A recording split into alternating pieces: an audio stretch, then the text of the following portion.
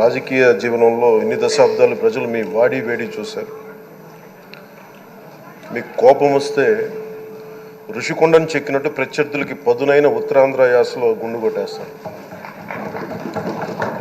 ఒకటే బాధేస్తాం సార్, ఇకపైన మీకు తిట్టే అవకాశం లేకపోవడం. కానీ ఇక మీద సభలో ఎవరు తిడుతున్నా దాన్ని ఆఫ్ చేసే బాధ్యత మీ చేతిలోనే ఉంది. మీరే మైక్ ఆఫ్ చేయాలి.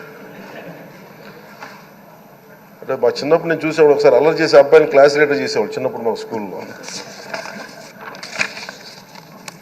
కానీ ఇన్నాళ్ళు ప్రజలు మీ వాడి వేడి పలుకులు, మీ ఘాటైన వాగ్ధాటి చూశారు.